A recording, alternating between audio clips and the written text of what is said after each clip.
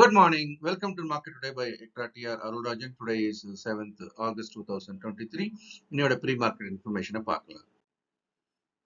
இன்னைக்கு மார்க்கெட் அப்படின்னு பார்க்கும்போது அமெரிக்க சந்தையை ஒப்பிட்டு பார்க்க வேண்டியிருக்கு. அப்படி போன வாரம் வெள்ளி என்று முடிந்த சந்தை அப்படின்னு பார்த்தீங்கன்னா ஓரளவுக்கு இறக்கத்துடன் முடிந்திருக்கிறதா பார்க்கிறோம். டவ் ஜோன்ஸ், S&P 500, நாஸ்டாக் மூணுமே பார்த்தீங்க அப்படின்னா 0.43, 0.53 அண்ட் 0.36 அப்படின்ற அளவுக்கு இறங்கி முடிந்திருக்கிறத நம்ம பார்க்கிறோம். இந்த வீக்னஸ் அப்படின்றது ஆசிய சந்தையிலும் தொடருதா அப்படின்றத பார்க்கலாம். ஆசிய சந்தைகள் அப்படின்றதுல ஜப்பானோட நிக்காய் ஆகட்டும், ஹாங்காங்கோட ஆங்சங், சவுத் கொரியா காஸ்பி, சீனாவோட ஷங்காய் எல்லாமே தற்போது இறங்கி வியாபாரமாகி வருகிறது. தாய்வான் சந்தை மட்டும் ஓரளவுக்கு ஏற்றத்துடன் துவங்கி இருக்கிறது. இதை ஒட்டி நம்மளுடைய கிஃப்ட் நிஃப்டி எப்படி ஓபன் ஆகுது அப்படின்னு பார்க்கும்போது ஒரு மார்ஜினல் கேப் அப் அப்படின்ற மாதிரி இப்ப இருக்கு. இருந்தாலும் கூட இந்த ஏற்றம் என்பது ஒரு புல்பேக் ரேலி அப்படின்ற ஒரு வகையை தான் பார்க்கணும். இந்த ஏற்றம் தாக்கு பிடிப்பது என்பது அரிதாக தான் இப்போதைக்கு இருக்கும். ஏன்னா ஏற்கனவே ஒரு சரிவு சந்தித்த பிறகு இது ஒரு இடைக்கால ஏற்றமாகத்தான் தற்போது நாம் பார்க்க வேண்டியிருக்கிறது. நிப்டியை பொறுத்த மட்டில் அதனுடைய சப்போர்ட் லெவல் 19,250, ரெசிஸ்டன்ஸ் லெவல் 19,715 இருக்கு. இப்போ நம்ம அதனுடைய சப்போர்ட் லெவலில் கீழே கொஞ்சம் இறக்கி இருக்கிறோம். 19,500 லெவல்ல இருந்து இப்போ 250 லெவலுக்கு நம்ம இறக்கி இருக்கிறோம். அதே மாதிரி ரெசிஸ்டன்ஸ் லெவலையும் 19,900 லெவல்ல இருந்து 750 லெவல் ஒரு 500 பாயிண்ட்ஸ் கேப்ல தான் இப்போதைக்கு ட்ரேட் ஆகக்கூடிய வாய்ப்பு உண்டு. கீழே 19,250 உடைப்பதற்கான வாய்ப்புகள் கூட மிக அதிகம். நிப்டி பேங்க் அப்படின்றதும் நம்ம மாடிஃபை பண்ணிருக்கிறோம். ரெசிஸ்டன்ஸ் லெவல நல்லாவே மாடிஃபை பண்ணிருக்கோம். முன்னாடி கிட்டத்தட்ட 47,000 நம்ம ரெசிஸ்டன்ஸா வச்சிருந்தோம். இப்போ கீழே இறங்கி 45,800 கிட்டத்தட்ட பாத்தீங்கன்னா 1,800 புள்ளிகளுக்கு நம்ம இறக்கி ரெசிஸ்டன்ஸ் கொண்டு வந்திருக்கோம். அப்போ அதனுடைய வலிமை குன்றுதல் எப்படி இருக்குதுன்னு நீங்க பார்க்கலாம். சப்போர்ட் லெவல் ஸ்டில் அந்த 43,500 இன்டாக்ட் தான் இருக்குது. பார்க்கலாம் அது தக்க வைக்கப்படுகிறதா இந்த வாரம் அப்படின்றது. மேக்ரோ எக்கனாமிக் ஃபேக்டர்ஸ் அப்படின்னு பார்க்கும்போது யூஎஸோட 10-year பாண்ட் ஈல்ட் 4.06 அது 4 கடந்து 4க்கு மேலே இருக்கிறது நம்ம தொடர்ந்து பார்த்துட்டே வரோம். டாலர் இண்டெக்ஸ் அப்படின்றது அந்த 102 தாண்டி அது தொடர்ந்து 102க்கு மேலே மெயின்டைன் ஆயிட்டு இருக்கு. ஒரு கட்டத்துல அது 100க்கு கீழே போனதையும் பார்த்தோம். ஆனா இப்ப இது எல்லாமே சந்தைக்கு பாதகம் தான். பிரெண்ட் குரூடும் பாத்தீங்கன்னா தொடர்ந்து ஏறுமுகமா இருக்குது. சில வாரங்களுக்கு முன்பாக $74 அப்படின்னு இருந்த பிரெண்ட் குரூட் ஆனது பர் பேரல் இப்போ $86 உயர்ந்திருக்கிறது நம்ம பாக்குறோம். ஸோ இது இந்திய பொருளாதாரத்துக்கு சற்றே பாதகமான செய்தியாகத்தான் எடுத்துக்கொள்ள வேண்டும்.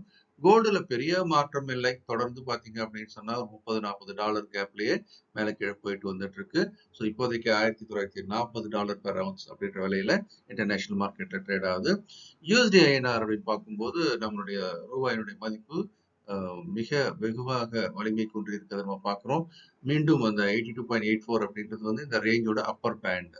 அந்த 82.80 அப்புறம் 81.40 அப்படின்னு நம்ம எடுத்துக்கிட்டோம் அப்படின்னா இப்ப அப்பர் பேண்டை ஹிட் பண்ணிட்டு இருக்கிறத நம்ம பார்க்கிறோம். ஸோ எஃப்ஐஸோட தொடர் செல்லிங் கூட இதுக்கு ஒரு காரணமா இருக்கலாம். மற்ற காரணங்களும் இதற்கு உண்டு. இருந்தாலும் நம்ம ரூபாயை பொறுத்த வரைக்கும் வலிமை குன்றி காணப்படுவதாகவே எடுத்துக்கொள்ள வேண்டும்.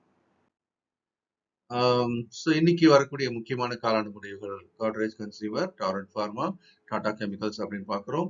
ஸோ இந்த Q1 ரிசல்ட்ஸை பொறுத்த வரைக்கும் சமீபத்தில் வந்த Q1 ரிசல்ட்ஸ் அப்படின்றதுல பெரும்பான்மையான Q1 ரிசல்ட்ஸ் எல்லாமே சந்தை எதிர்பார்ப்போட குறைவான லாபத்தை காட்டியிருக்கிறது. ஆக எதிர்மறையான செய்திகள் அதிகமாக சூழப்பட்ட ஒரு நிலையில் இருக்கிறது நம்ம பார்க்குறோம். ஸோ இது நம்ம Q1 ரிசல்ட்ஸை பொறுத்த வரைக்கும் முதலில் வந்த ரிசல்ட்ஸ் எல்லாம் தாண்டி இப்போது சமீபத்திய ரிசல்ட்ஸ் எல்லாமே சந்தை எதிர்பார்ப்போட குறைவாக இருக்கிறது என்பதை நாம் மனதில் கொள்ள வேண்டும்.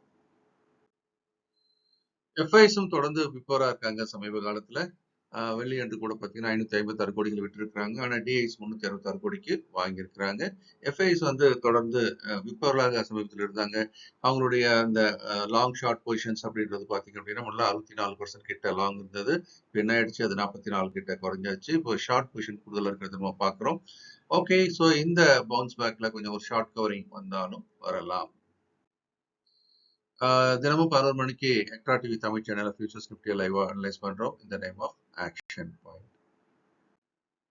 ஸோ கேண்டலோட ஃபார்மேஷன் அப்படின்னு பார்க்கும்போது வெள்ளி என்று அது ஒரு பவுன்ஸ், ஒரு gap up and closed higher அப்படின்னு சொல்றதுனால இது ஒரு புல் கேண்டல் அப்படின்ற கணக்கில் எடுத்துக்கலாம். ஆனால் கூட ஓவரால் ட்ரெண்ட் அப்படின்னு பார்க்கும்போது இப்போதைக்கு இந்த 19,780 ஒரு ஸ்ட்ராங் ரெசிஸ்டன்ஸ் இருக்கிறத பார்க்குறோம். கீழே 19,250 சப்போர்ட். இப்போதைக்கு அப்படின்னு பாத்தீங்கன்னா கீழ் நோக்கி இறங்குவதற்கான எல்லா வாய்ப்புகளையும் காட்டிக் கொண்டுதான் இருக்கிறது. எல்லா ஏற்றங்களிலும் விற்பனை அதிகமாக வருவதற்கான வாய்ப்பும் மிக அதிகம். இந்த வீடியோ பிடிச்சிருக்கோன்னு நம்புறேன். லைக் பண்ணி ஷேர் பண்ணுங்க. உங்களுடைய கமெண்ட்ஸையும் வீடியோ கீழே போடுங்க. இந்த நாளும் இனிமையான நாளாக இருக்க மனமார்ந்த வாழ்த்துக்கள். இந்த வீடியோ உங்களுக்கு பிடிச்சிருக்கோன்னு நம்புறேன். நீங்களும் லைக் பண்ணி ஷேர் பண்ணுங்க. உங்களுடைய கமெண்ட்ஸையும் போடுங்க. இந்த நாளும் இனிமையான நாளாக இருக்க என்னுடைய மனமார்ந்த வாழ்த்துக்கள். இந்த வீடியோ உங்களுக்கு பிடிச்சிருக்கோன்னு நம்புறேன். நீங்களும் லைக் பண்ணி ஷேர் பண்ணுங்க. உங்களுடைய கமெண்ட்ஸையும் போடுங்க. இந்த நாளும் இனிமையான நாளாக இருக்க என்னுடைய மனமார்ந்த வாழ்த்துக்கள்.